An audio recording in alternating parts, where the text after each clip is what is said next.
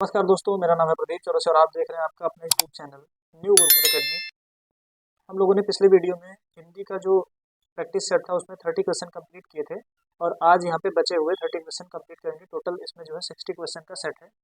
तो चलिए यहाँ पे बिना किसी देरी के हम शुरू करते हैं। 31 क्वेश्चन कह रहा है कि हृदय का विदारण करने वाला दृश्य के लिए एक शब्द कौन सा प्रयोग होगा। तो यहाँ पे एक है हृदय सूलक, बी है हृदयांत, सी है हृदय विदारक, डी है हृदय विनाशक। तो इसका जो राइट आंसर होगा ये हो जाएगा हृदय विदारक। हृदय का विदारण करने वाला जो दृश्य होता है उसके लिए एक शब्द में जो लिखा जाएगा वो हो जाएगा हृदय विदारक। अनिवार्य शब्द किस उपयुक्त वाक्यांश अ, के लिए प्रयोग किया गया है। तो यहाँ पे ए हो जाएगा निवारणीय है, जो निवारणीय हो। बी है जिसका निवारण ना हो सके, सी जो है जिसका निवारण कठिनता से हो, और डी जो है इनमें से कोई नहीं। तो इसका जो राइट आंसर होगा ये बी हो जाएगा, जिसका निवारण ना हो सके उसके लिए एक शब्द प्रयोग किया जाता है अनिवार्य। इसके लिए एक शब्द प्रयोग किया जाता है अनिवार्य। ठीक है दोस्तों, आगे चलते हैं। आगे कह रहा है कि स्वयं गुरु बनकर दूसरों से अपनी पूजा कराना के लिए एक शब्द है। तो यहाँ पे ए है सर्वश्रेष्ठ, बी है गुरुडम, सी है जगत गुरु, और बी है यहाँ पे गुरुए। तो इसका जो राइट आंसर होगा ये बी हो जाएगा 33 में बी। तो जो स्वयं गुरु बनकर दूसरों से अपनी पूजा करवाता है उसके लिए एक शब्द प्रयोग होता है गुरुडम। उसके लिए एक शब्द प्रयोग होता है गुरुडम। ठीक है दोस्तों, आगे चलते हैं। अब हम 34 पे 34 देखते हैं क्या कह रहा है। 34 कह रहा है कि जो प्राप्त ना हो सके वाक्य खंड हेतु उचित शब्द कौन सा है। तो यहाँ पे एक है अप्राप्त, बी जो है अप्राप्य, सी है प्राप्त, और डी है अकिंचन। तो यहाँ पे राइट आंसर क्या हो जाएगा, जो प्राप्त न हो सके उसके लिए एक शब्द प्रयोग होता है अप्राप्य। प्राप्त, ठीक है, यहाँ पे क्या हो जाएगा अप्राप्य। और जो प्राप्त ना हुआ हो इसके लिए यहाँ पे होगा जो प्राप्त न हुआ हो, प्राप्त न हुआ हो। और जिसके पास कुछ ना हो उसके लिए होता है अकिंचन। जिसके पास कुछ ना हो उसके लिए एक शब्द जो होता है अकिंचन। 35 में देखते हैं। 35 कह रहा है कि अपरिमेय किस वाक्यांश के लिए एक शब्द है।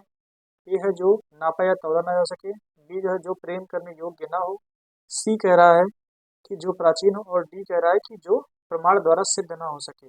तो जो प्रमाण द्वारा सिद्ध ना हो सके उसको बोलते हैं अपरिमेय। आगे है 36 में पिंडज शब्द हेतु उचित वाक्यांश है।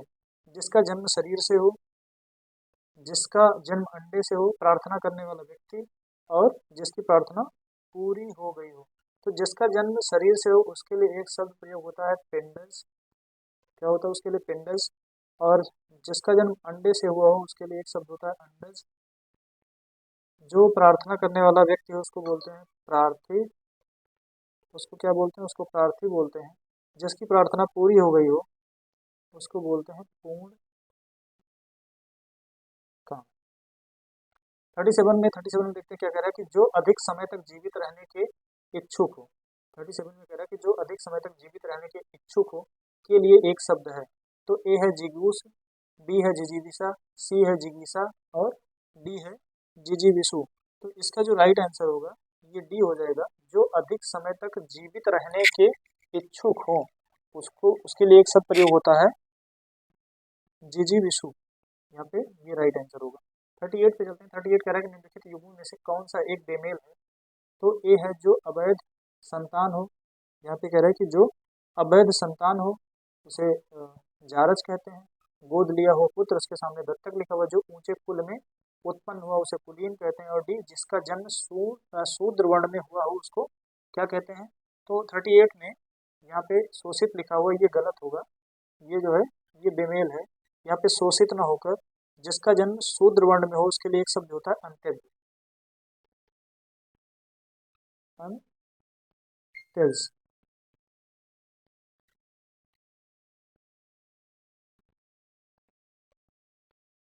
यहाँ पे हो जाएगा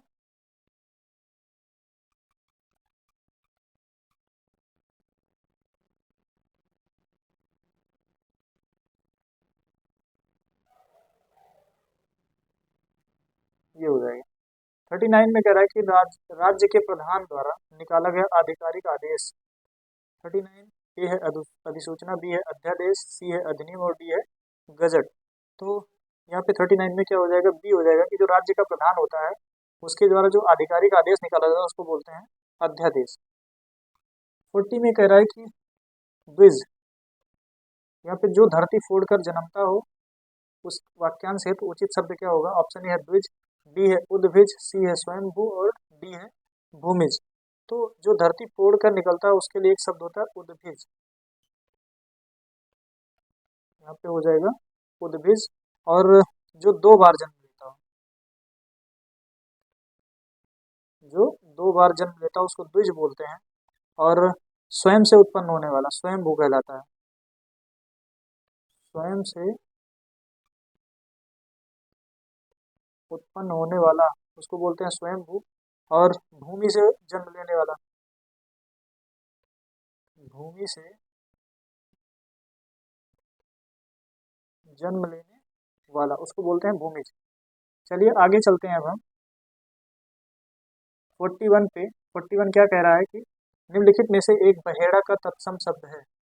बहेड़ा का तत्सम शब्द, ए है बहेरा, बी है बधिर, सी है विभीतिक और डी है बहेड़।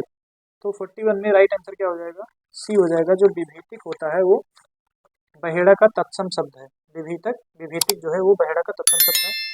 निम्नलिखित में से कौन सा एक तत्सम शब्द नहीं है। 42 में कह रहे हैं निम्नलिखित में से कौन सा एक तत्सम शब्द नहीं है। ए है उज्ज्वल, बी है कंटक, सी है मक्खी और डी है श्रृंग। तो यहाँ पे पूछ रहा है कि कौन सा शब्द तत्सम नहीं है। तो देखो उज्ज्वल तो है, उज्ज्वल तत्सम शब्द है। कंटक की बात करें तो कंटक भी तत्सम शब्द है। उज्ज्वल जो होगा इसका जो तद्भव होगा वो हो जाएगा उजाला। कंटक का जो तद्भव होगा वो हो जाएगा कांटा। और यहाँ पे श्रृंग की बात करें तो ये भी तत्सम शब्द है और इसका जो तद्भव होगा वो हो जाएगा सिंह। जो मक्खी है, मक्खी जो है ये तत्सम शब्द नहीं है, ये जो है तद्भव शब्द है और इसका जो तत्सम होता है वो होता है मक्षिका। यहाँ पे मक्षिका होगा। 43 में निम्नलिखित में एक तत्सम शब्द है। निम्नलिखित में एक तत्सम शब्द है। ए है जजमान, बी है उद्गत, सी है कैथा और डी है औंधा। तो 43 में यहाँ पे कह रहा है कि में एक तत्सम शब्द है। तो देखो यहाँ पे हल लगा हुआ है तो सीधे यहाँ पे दिख रहा है जो उद्गत है वो तत्सम शब्द है। जजमान जो है ये तद्भव शब्द है। जजमान का जो तत्सम होगा वो होगा यजमान होगा। कैथा जो है इसका जो तत्सम होगा वो हो जाएगा कपित। औंधा है इसका जो होगा अवमूर्ध, अवमूर्ध।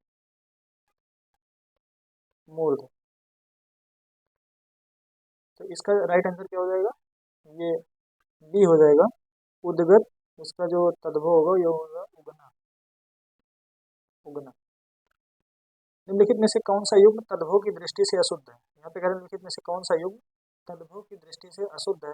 ए है धुआं का धुन, बी है भेड़िया का भौरा, सी है केला का नारियल और डी है हिरण का धोतक। तो 44 में कह रहा है कि कौन सा एक तद्भव की दृष्टि से अशुद्ध है। ठीक है, तो इसका जो राइट आंसर हो गया डी हो जाएगा जो हिरण है। और इसका जो है घोटक लिखा हुआ है ये गलत लिखा हुआ है। धूम का होता है धुआं, धूम का धुआं होता है। भेड़िया जो है इसका वृक्क। तो देख लीजिए यहाँ पे जो कह रहा है कि तद्भव की दृष्टि से अशुद्ध है तो ये वाला जो है ये गलत है। चलिए हम एक एक यहाँ पे लिख लेते हैं।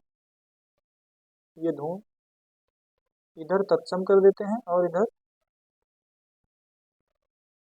तद्भव कर देते हैं। इधर धूम है, ये धुआं हो जाएगा। यहाँ पे धुआं होगा। भ्रमर, भ्रमर का होता है भंवरा। और वृक्क, वृक्क का होगा भेड़िया। हिरण, हिरण का हिरण होगा। घोटक का घोड़ा होगा।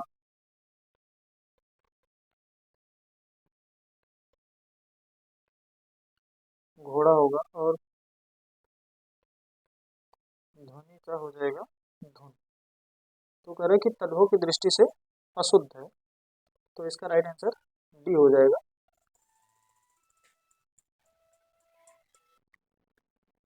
क्वेश्चन नंबर 45 है खिचड़ी का तत्सम है। तो 45 में पूछ रहा है कि खिचड़ी का तत्सम है। ऑप्शन ए है क्षुरप्र, सी है खिरचरी और यहाँ पे सी है कृसर, डी है इनमें से कोई नहीं। तो इसका जो राइट आंसर होगा ये कृसर हो जाएगा। क्या होगा? कृसर होगा। कृसर जो है वो खिचड़ी का तत्सम रूप है। खिचड़ी अपने आप में तद्भव शब्द है।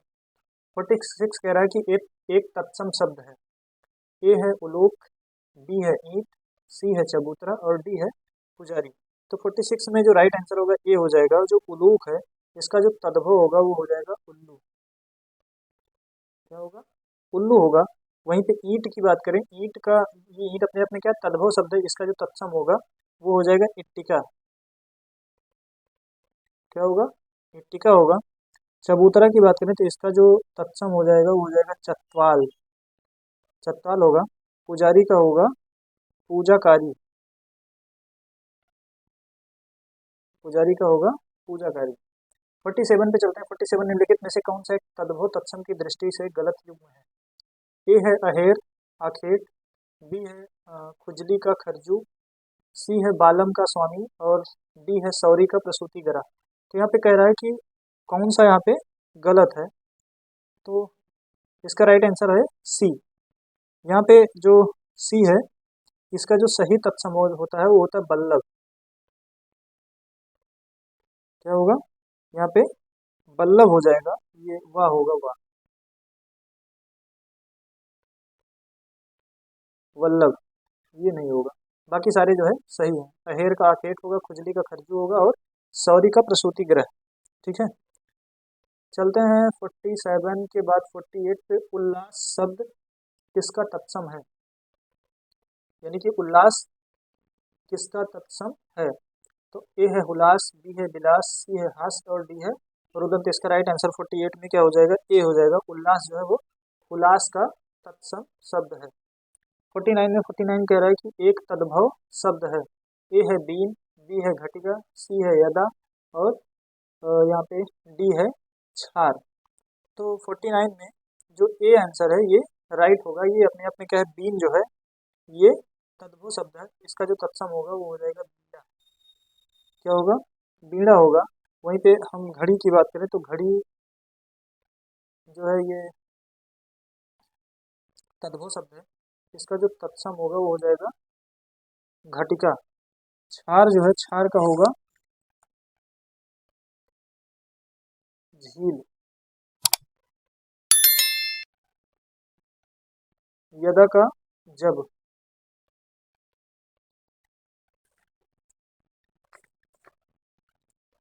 चलिए आगे चलते हैं 50 नंबर में। 50 नंबर कह रहा है कि आखर शब्द का सही तत्सम होगा। आखर शब्द का सही तत्सम होगा। ए जो है ओखली, बी है अक्षर, सी है अद्य और डी है अम्बु। तो इसका राइट आंसर बी हो जाएगा। आखर शब्द का सही तत्सम होगा अक्षर। 51 पे चलते हैं। 51 में कह रहा है कि एक विशेष पद नहीं है। ए है दानव, बी है प्रदान, सी है ध्वंस और डी है पहरा। तो यहाँ पे कह रहा है कि इसमें कौन सा एक पद विशेष से नहीं है? तो 51 में जो दानव है वो विशेष से पद नहीं है। तो दानव जो है ये अपने आप में विशेषण है। इसका जो विशेष होगा वो हो जाएगा दनु। क्या होगा? दनु होगा।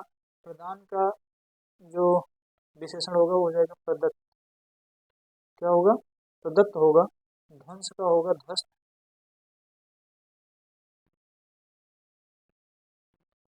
ध्वंस का ध्वस्त होगा। पहरा का होगा पहरेदार। पहरेदार। 52 में कह रहा है कि निम्नलिखित में से कौन सा एक आवृत्तिवाचक कौन सा एक आवृत्तिवाचक विशेषण का उदाहरण है? निम्नलिखित में से कौन सा एक आवृत्तिवाचक विशेषण का उदाहरण है? ए है चौथा, बी है तिगुना, सी है दसों और डी है दोहरा।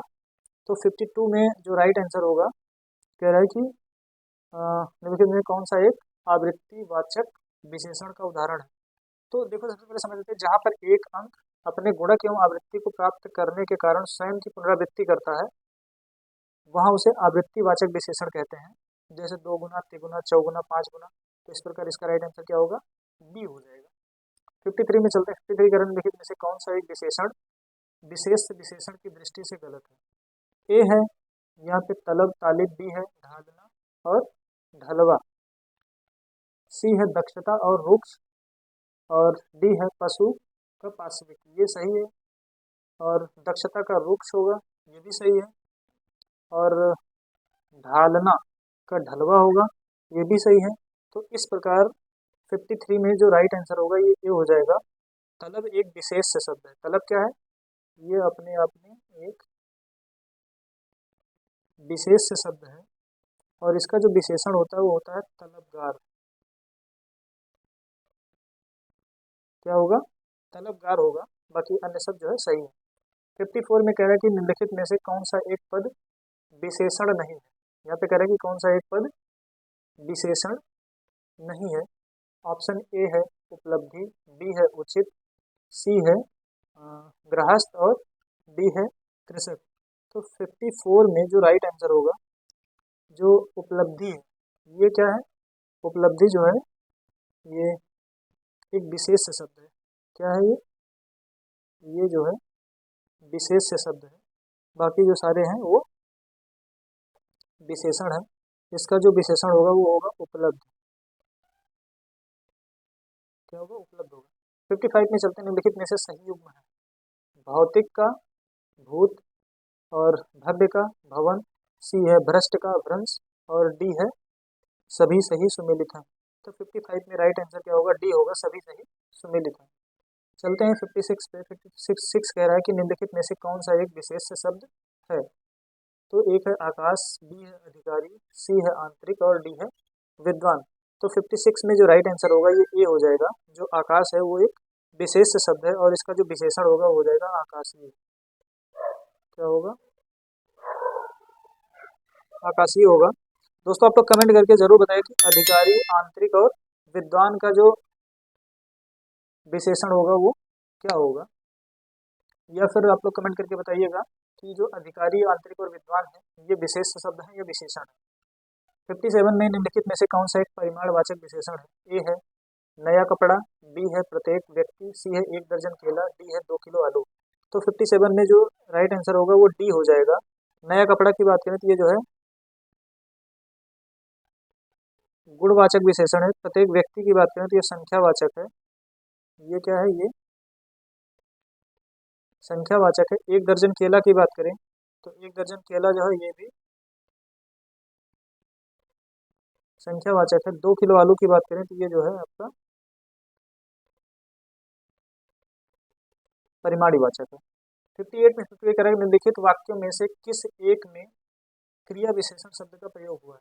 तो सबसे पहले हम जानते हैं कि क्रिया विशेषण किसे कहते हैं। वह शब्द जो क्रिया की विशेषता बताते हैं उन्हें क्रिया विशेषण कहते हैं।